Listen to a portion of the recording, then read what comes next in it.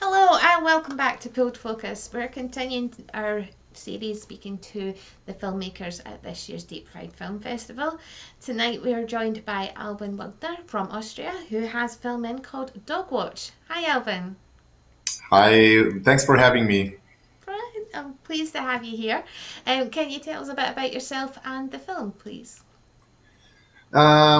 It's a very personal film to me. It was produced in my part of the film studies I do at Film Academy Vienna. I started this film academy quite late, with 30 years old. Before I was working in an industrial company for about 4 years, and before also 4 years in a printing agency. So I think I know what's about to work on a regular basis, and that inspired me also a lot to my stories, and also particular to this film. Fabulous. Well, we're going to show a little clip just now.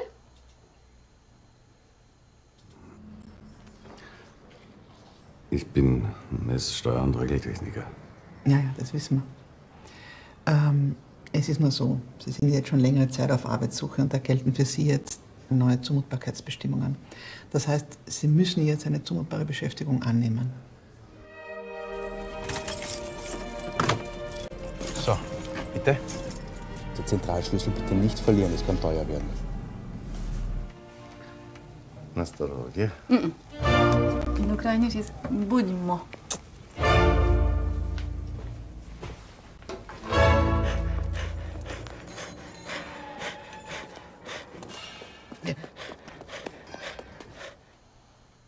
So, can you tell our audience what the film's about?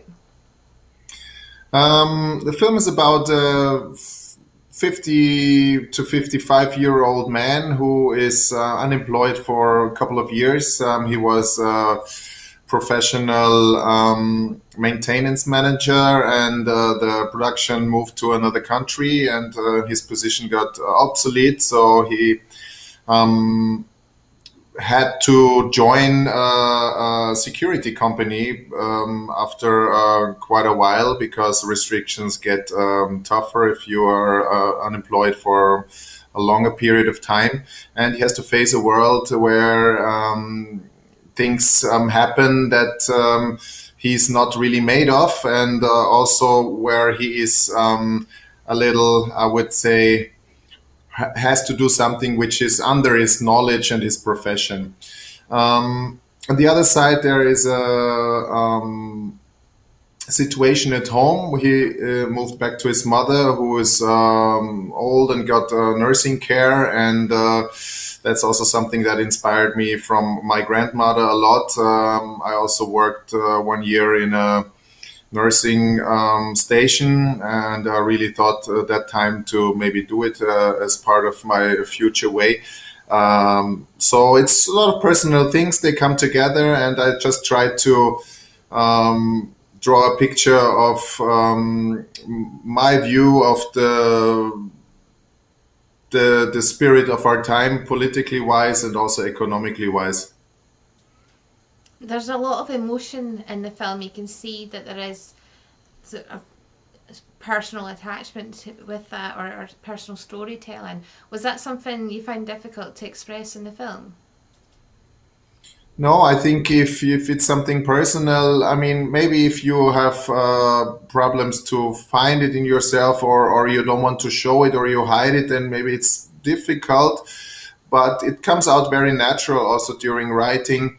You know, I feel like 50% of the script is out of my life, and the other 50% is when I talk to people in this environment. I also did a course for security in the period of researching, and I feel like it was writing it by itself. Just the stories I got told from the colleagues there in this course. So no, I don't feel it was hard. It came out quite easy. production was not so easy because we didn't have that much budget, so we had to do a lot of things and with a lot of effort, and yeah, so I'm really happy for also the team members who did that for that amount of work. So I'm really blessed with this project, even if it was tough to finish it, but more on the technical and organization side, not so much on the conceptual side. So a lot of the filming is at night in darkness. Was that a challenge to film, or were there any other challenges involved in the film? Yeah, it was, of course, we had a lot of night shoots there at the company where he's working, doing his security work. We actually searched for a lot of companies who also had that kind of atmosphere that we were looking for. And we had to put on a lot of lights, a lot of neon lights. I think 60 tubes outside of the facility. We placed them there, and it was crazy much work. Also, the wet down of the concrete. It was just a good old friend of mine with the garden. I don't know how it's called in English. So it was all self-made. We took our time, and yeah, the night was okay. Especially working with the dog was a challenge, but the dog performed really well. It is a very well-trained dog, and we postponed also our production for a couple of months because I was not finished with casting. So the dog had a couple of weeks more with the trainer or a couple of months more to practice also the moment where he has to lay still and don't move. So it really worked out much better than I could have even imagined, I have to admit. Great, you bet me to it, because my next question was going to be the old mantra, don't work with children and animals, but you had a dog, and did the dog behave? Was it interesting having a dog on set, or something that you were prepared for? The good thing was that our main actor fell in love with the dog, and they really became a strong team. And that's I think that's something you can also feel a bit. They liked each other. That helped a lot. The dog by itself just worked perfect. He could repeat the things. We just had to plan our schedule around the dog. We had to start with the dog scenes, because if the dog is tired, he will not do anything. So we had to start with every shots of the dog. Then the shots to the actor. So it was more difficult for the actor to shoot than without the dog, because the dog was not there anymore. And then we brought the dog in maybe 2 or 3 hours later and concentrated on the dog, and that had to work. So we had there maybe, I don't know, 4 or 5 tries. And yes, the good thing is I shot in different directions, like shot reverse shot for a lot of scenes, so I could fix a lot of things in editing. So some things, when you see the dog, it's just the seconds where the dog works, and that we used in the film, and it was enough to bring it together. Yeah, also the format, the aspect ratio, it's a widescreen aspect ratio of CinemaScope, helped a bit in this occasion, because if you do, I don't know, something like a medium shot and you don't see the dog, if it's maybe the aspect ratio 1:78 or something like that, then yeah, you see more in the height, and then the dog would appear maybe more often. So that was also kind of an idea to work around the dog, and maybe then show him when he's fine, and the times around you just build him in sound design. We had a great Foley artist who could do very nice dog walking sounds, and so yeah, we we cheated where we could.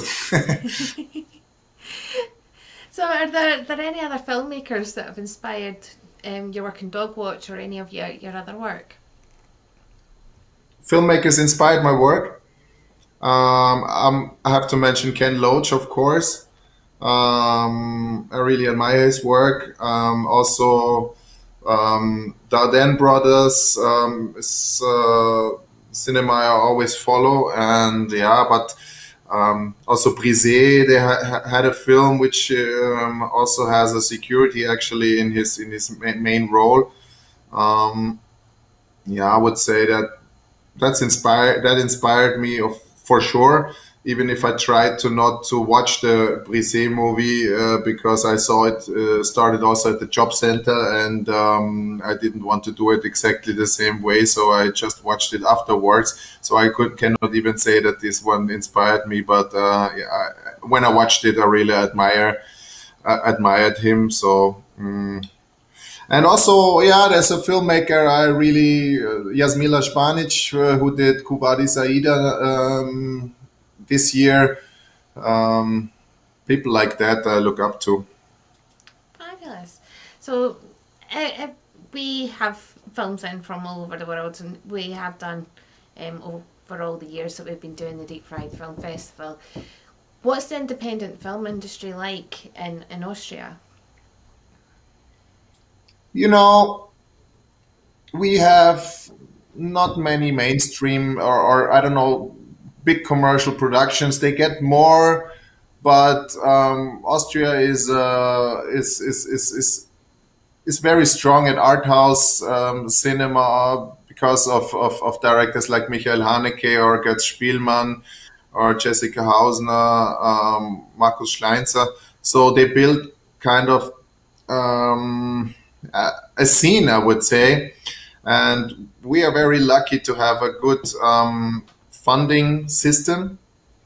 So I think most of Austrian cinema productions, they're not that strong on the box office, but we are in a fortunate position that we can make films. Of course, there are not many films every year, and if you have a big name, then yeah, it's maybe easier than if you start something, but I cannot really say because I'm not there. I did the short film, and the next step, then I can maybe get more specific in that answering that question. But I feel in Austria we don't have these big productions with a lot of millions in there, so everything is a bit simpler, a bit easier, and yeah, kind of that. Gives you more time to develop though and express yourselves without the same sort of pressure of having that big industry above you though. I would say so too. It's more personal, you know. You maybe spend more time with a smaller group of people together, talk more, and you have to prepare. There are not so many people talking from the sides, and you can do it how you want it. I feel so, yeah. So that's very precious, and I really know what we have here in Austria. Even if the film industry is not that big, but I feel like there is a lot of very honest cinema, a lot of very genuine films, and yes, I can say we are fortunate. Well, really glad that you had the opportunity to make Dogwatch and send it in to us. It is showing as part of this year's Deep Fried Film Festival, but why should our viewers watch the film? I didn't got the question. I'm sorry. Oh, sorry. Why should people watch your film? Why should people watch my film? I don't even know why they should watch it, but I think I tried to put my personal perspective of a very, very regular and normal life situation that maybe is more universal than it's just particularly Austrian. it has something to do of losing your value, also maybe your self-value in a, yeah, in a industry where, yeah, the individual is of course not so much taken care of, and more privatization leads to higher pressure on employees, and also on much more fluctuation and moving production. You know, it's something that happens in a lot of places. Austria is a bit fortunate also in this thing, but we had a government when I wrote the script who was really planning to raise the pressure on jobless people, and yeah, so I think it's something that you can see in the topics, you can see maybe in different countries and societies, especially in Europe, maybe. It's something that's been echoed by our panel when we were going through the submissions as well, and we're very much looking forward to sharing the film Dogwatch with our audience. Thank you so much for joining us, Albin. Thank you so much for having me and for this nice conversation. You can see Albin's film Dogwatch as part of this year's Deep Fried Film Festival, along with all the other ones that we've been talking to the filmmakers about. Keep following us, keep liking us, and sharing this information so we can tell more people about these fantastic independent films that are coming in from all over the world. For now, bye.